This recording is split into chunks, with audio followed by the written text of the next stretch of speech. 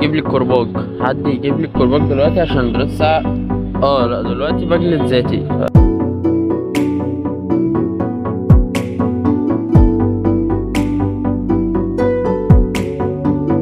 عليكم ورحمة الله وبركاته. ازيكم يا شباب، عاملين ايه؟ اتأخرت وكانت غيبة طويلة جدا، بس والله عشان الامتحانات ما قدرتش ان انا اصور الفيديوهات، مع اني كتبت حلقات كتيرة بس ما قدرتش ان انا اصورها عشان الامتحانات وكده. الحمد لله خلصت زي ما خلصت يعني.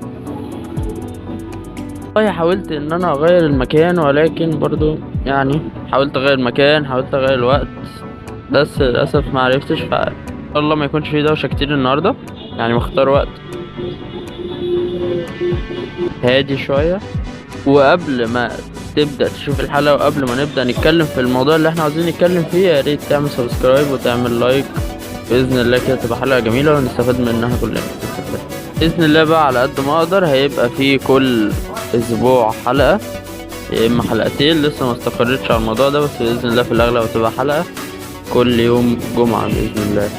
فكرة كلنا بني ادمين، على فكرة كلنا بنغلط، فكرة عادي يعني، مش لازم نحاسب نفسنا، لازم تقسو على نفسك. يا عمي ربنا يهديني بإذن الله بقى بكرة ولا بعده ولا كمان سنة ولا سنتين، يعني ما تدققش يا باشا، ده سننا يعني، عادي اللي بيحصل، ده سننا يا باشا، عيش سنك. طبعا في علم اللالالاند سن المراهقة ده ممكن تعمل فيه غلطات عادي ومش بنحسبها عليك، بنعمل لك ديسكاونت، فبيبقى عادي في سن المراهقة ان انت تغلط يعني. كل ده طبعا كلام بنسمعه كتير، وفي الاغلب من كل الناس اللي حوالينا يعني، وللاسف ده بيبقى كلام بيتقال على الهوا، ولا علم مسبق ولا اي شيء، كله في الطراوة يعني، معلش. بتبقى عبارة عن شماعات ان انا ما امشيش صح، او احاول ان انا امشي في الطريق الصح، احاول ان انا ما اغلطش. طبعا حد دلوقتي يطلع يقول لي احنا بني ادمين واحنا بنغلط عادي، طب انا ما اقولش ان احنا ما بنغلطش، بس احنا الواجب علينا ان احنا نمشي في طريق، وكل اللي في دماغنا ان احنا ما نغلطش ابدا. انت غلطت بقى، طبيعتك غلبتك او غلبت عليك، دي حاجة تانية، بتبقى خلاص بتستغفر وتوب ربنا. لكن انا اخدها كده اخدها زي مبرر، انا بني ادم، انا خطاء، انا لا. يعني الفكرة ان انا ما اخدش الموضوع مبرر ابدا، انا الموضوع كله ان انا احاول على قد ما اقدر امشي صح واعمل كل حاجة صح، بس هو ده المفروض. مش هكسل، لو كسلت في ان انا اعمل كل حاجة صح ساعتها يبقى عليا ذنب.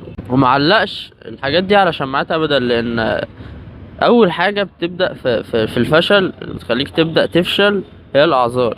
عشان الاضاءة، بس عشان الاضاءة. ايه هتبطل دلوقتي كده؟ كنا بنقول ايه؟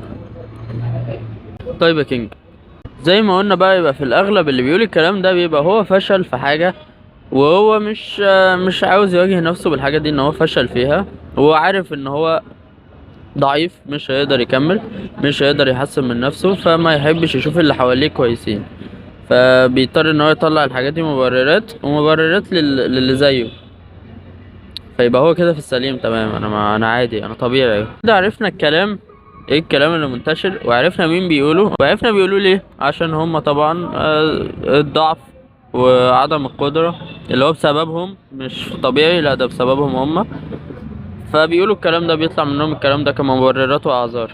يعني ما فهمتش بقى، انا اجلد ذاتي عادي يعني، ولا ما اجلدش، ولا اعمل ايه؟ اولا كده ما اسموش جلد ذات، قلنا ان دي مصطلحاتهم مش مصطلحاتنا، اسمها محاسبة النفس.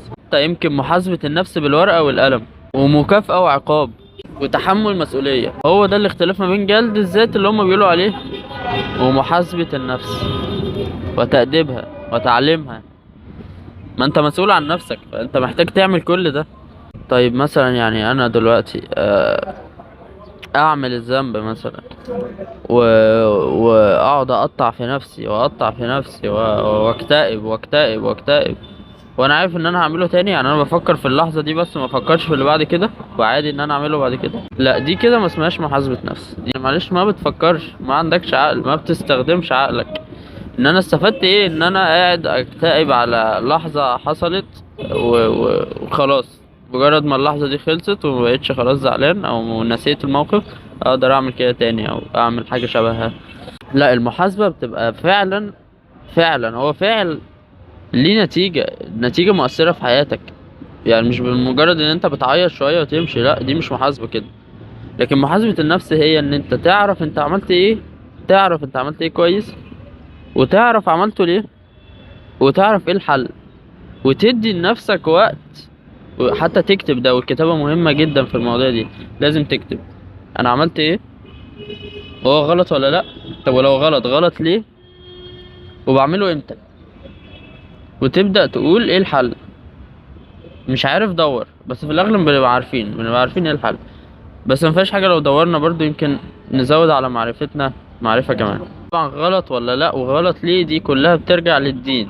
بس فهتبدأ تشوف الموضوع ده حصل ليه مثلا، او ايا كان الذنب، وغلط ليه، وهكذا زي ما قلنا. وبعد كده تبدأ تشوف ايه الحاجات اللي بتخليك تعمله. اشخاص معينة بتقعد معاهم تحس ان ده لا، مثلا تليفون مثلا، ده بيبقى تقريبا في الاغلب ذنوب كتيرة. يعني في حياتنا اغلب الذنوب في حياتنا بتبقى التليفون ده. تحاول تبعد الحاجات دي عنك.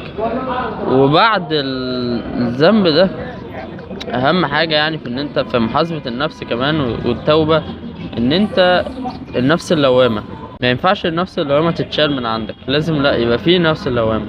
نفس تلومك كل شوية على اللي انت عملته، تلومك لدرجة ان انت تبدأ تاخد خطوات بجد، تلومك بجد وتندم، تندم بإخلاص لربنا وترجع له في الموضوع ده. دي أول خطوة، النفس اللوامة. طبعا ساعتها بتوعد ربنا وبتوعد نفسك. واحنا المفروض ديننا ربنا على كده، ربنا على الرجولة في كلامنا، الرجولة في وعودنا مع نفسنا ومع ربنا ومع أي شخص. طب دلوقتي في شيوخ بتقول اذنب وتوب، اذنب وتوب، اذنب وتوب. مش هقول ان انا معترض مع الجملة، بس انا معترض على آه، تعميمها. يعني ما احبش ان هي تتقال لكل الناس، ما احبش ان هي تتقال في كل الاوقات. افضل ان هي تتقال في حتة معينة. انا عارف الناس دي كويس جدا ان هي مثلا هتفهم الكلمة صح، لكن لما اعممها انا متأكد ان في ناس هتفهم غلط، وساعتها هتتشال من عندها حتة النفس اللوامة. لما اسمع شيخ بيقول اذنب وتوب، اذنب وتوب، ساعتها انا هفقد احساسي او الاحساس بالخطر لما اعمل الذنب ده. طب خلاص، ما انا هعمله واتوب، هعمله واتوب. لا كده احنا بنهزر، كده احنا بنستخف بالدين. هو اذا اذنبت، يعني اذا اذنبت وخلاص يعني غصب عنك كده، توب، توب باخلاص، وباذن الله ربنا يتقبل. لكن تكررها واعمل طب ما انا هتوب بعد كده فعادي، لا. او مبدئيا كده النية ضيعت لك كل حاجة. نية ان انت هتذنب وبعد كده تتوب، اكيد دي توبة مش نصوحة. فهي مش بالفهلوة ولا هي بالذكاء، لا هي بالقلب. طيب انا موضوع التوبة ده يعني بايدي ولا مش بايدي؟ النفس اللوامة دي بايدي ولا مش بايدي؟ احس ان قلبي بيتعصر لما اعمل حاجة، او بحس ان انا خلاص بموت لما اعمل حاجة زي دي من كتر ما انا ندمان. ده بايدي ولا مش بايدي؟ طبعا لا بايدك، مادام انت هتتحاسب عليه يبقى ربنا عاطيلك المسؤولية دي بكل حاجة. يبقى في ايدك ان انت تحس بكده. ازاي؟ ان انا اقرب من ربنا. ما عشان انا احس بحاجة زي دي يبقى لازم قلبي يبقى صافي، قلبي يبقى نقي. دي طبعا بيتنقى بايه؟ بالايمان. الايمان بيجي لما تقرب من ربنا، لما تقرا القرآن، لما تفهم القرآن، لما تصلي، تقعد في بيت ربنا كتير. ساعتها لا، قلبك هيصفى، مداركك هتوسع، هتبدأ تفهم حاجات كتير. فلا طبعا بايدك كل ده. اهم حاجة ان انت اذا اذنبت ترجع لربنا بسرعة، بقلبك وبعقلك وبقولك وبفعلك، وربنا غفور رحيم. بس اهم حاجة انت ما تستهونش بالذنب، لان دي والعياذ بالله بيبقى فيها يعني اللي بيستهون بذنب وبيتمادى فيه وبيكرره. بس التمادي مش ان انت تزوده على فكرة، ممكن التمادي ده يبقى في ان انت بتكرره كتير، فخلاص بتحس ان انت اتعودت عليه. هي بتبقى خطوط. يعني مثلا كنت بتقول في الاول قبل ما تعدي الخط الاول، انا لو عديت الخط الاول مستحيل اعدي الخط التاني، فانت عديت الخط الاول، فتقول لو عديت الخط التاني مستحيل اعدي الخط التالت، فبتعدي الخط التاني، وهكذا بتعدي الخط التالت في الرابع. ودي اعوذ بالله بجد بيبقى ان انت ترجع منها مش كل الناس بتعرف ترجع، وتبقى زي عقلك خلاص مش قادر يرجع للصح تاني، هو اتعود ان الحاجات دي عادي. فدي اعوذ بالله يعني ربنا يحمينا كلنا ويحميكم منها يعني باذن الله. هو ما دام ربنا حطك في مكان فحاطط لك كل الحاجات اللي تساعدك في المكان ده حواليك وفيك، فاضل بس ان انت تدور وتستخدمها وتعرف ازاي تستخدمها. الحاجات اللي الصحابه بيعلموها لنا كانوا لما يفوتهم صلاه في جماعه كانوا بيبكوا. يفوتهم صلاه في جماعه يعني هما ما اخروهاش، هما ما سابوهاش اصلا، لا ده هي فاتتهم في الجماعه بس صلوها في البيت مثلا، صلوها لوحدهم وما تاخرتش، لا كانوا بيبكوا، بيحسوا ان خلاص الدنيا وما فيها خلاص بتنهار. كان في كمان لما صلاة العشاء تفوتهم في جماعة كان في منهم بيقيموا الليل كله لحد الفجر بسبب ان هي فاتتهم في الجماعة. كان في اللي يفوتوا صلاة الجماعة بيتصدق بحاجات بقيمة كبيرة جدا بسبب انه فاتوا صلاة الجماعة دي. اهو بيحاسب نفسه، عارف انا غلطت في ايه وغلطت ليه، طب ايه الحل، فده بيرجع قلبه نقي تاني. احنا لو ما اتعلمناش من المواقف دي يبقى معلش هنتعلم من ايه؟ مثلا هنتعلم من دلوقتي اللي بيحصل حوالينا، يبقى مش هنتعلم اي حاجة. وبس كده نبقى ايه ده بنصور؟ بس كده يا باشا نبقى احنا خلصنا الحلقة بتاعت النهاردة. يا رب ان تكونوا استفدتوا، ويعني اللي عاوزني اتكلم في مواضيع معينة يبعتلي وبإذن الله نتناقش فيها كده، وتبقى حاجة مفيدة لينا كلنا يا رب. والسلام عليكم.